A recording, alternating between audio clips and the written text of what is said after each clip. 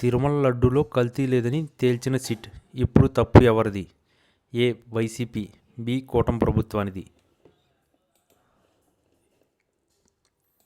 ఆంధ్రప్రదేశ్ రాజకీయాల్లో తిరుమల లడ్డూ ప్రసాదం చుట్టూ ముసురుకున్న వివాదం ఇప్పుడు ఊహించిన మలుపులు తిరుగుతుంది. ముఖ్యంగా మాజీ ఎంపీ ఉండవల్లి అరుణ్ కుమార్ చేసిన తాజా వ్యాఖ్యలు అటు రాజకీయ వర్గాలను ఇటు సామాన్య ప్రజల్లోనూ పెను సంచలనం సృష్టించాయి.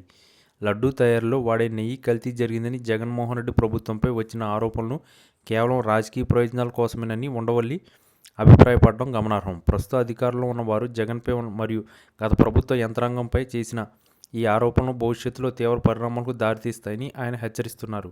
ఉండవల్లి విశ్లేషణ ప్రకారం రాజకీయాల్లో అధికారం అనేది శాశ్వతం కాదు. 2029 ఎన్నికల్లో మళ్లీ వైఎస్ఆర్ కాంగ్రెస్ పార్టీ అధికారంలోకి వస్తే పరిస్థితి ఎలా ఉంటుందో ఊహించుకోవాలని ఆయన పరోక్షంగా హెచ్చరించారు.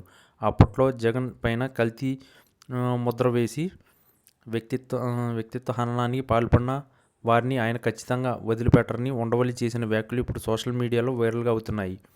జగన్మోహన్ రెడ్డి వంటి నాయకులు రాజకీయ ప్రతీకారాన్ని ఎప్పటికీ మర్చిపోరని గతాన్ని గుర్తు చేస్తూ ఆయన కొన్ని కీలక విషయాలను ప్రస్తావించారు. తిరుమల వంటి పవిత్ర క్షేత్రం విషయంలో ఇటువంటి ఆరోపణలు చేయడం వల్ల భక్తుల మనోభావాలు దెబ్బతింటాయని, ఒకవేళ ఆ ఆరోపణలు నిరూపితం కాకపోతే దానికి బదులు ఎవరు అని ఉండవల్లి ప్రశ్నిస్తున్నారు. 2029లో జగన్ మళ్లీ ముఖ్యమంత్రి పీఠం అధిష్ఠించిన తర్వాత ఇప్పుడు తనను వేధించిన అధికారులు మరియు నాయకులు అంతు తేలుస్తారనేది ఉండవల్లి మాటల సారాంశం.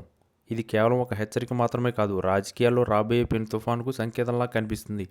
ప్రస్తుత ప్రభుత్వం చేస్తున్న విచారణలు మరియు లడ్డూ వివాదంపై వేసిన సిట్ రిపోర్టులు భవిష్యత్తులో జగన్ చేతికి అస్త్రంగా మారుతాయని రాజకీయ విశ్లేషకులు భావిస్తున్నారు.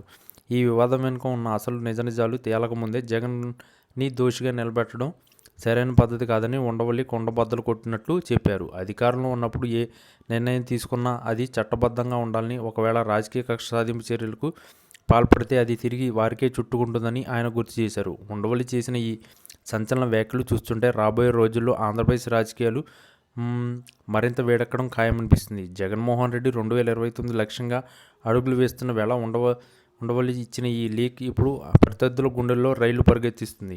ఒకవేళ నిజంగా జగన్ తిరిగి అధికారంలోకి వస్తే ఇప్పుడు ఆరోపణలు చేసిన వారి పరిస్థితి ఏంటనే ప్రశ్న ఉదయిస్తుంది. ఈ మొత్తం వ్యవహారంలో ధర్మం ఎటు వైపు ఉందో కాలమే నిర్ణయించాలి. కానీ రాజకీయ యుద్ధం మాత్రం ఇప్పటికే మొదలైపోయింది. ఉండవల్లి వంటి మేధావి నుంచి వచ్చిన వ్యాఖ్యలు జగన్కు నైతిక బలాన్ని చేకూర్చడమే కాకుండా ప్రత్యర్థులకు ఒక గట్టి హెచ్చరికలా పనిచేస్తుంది.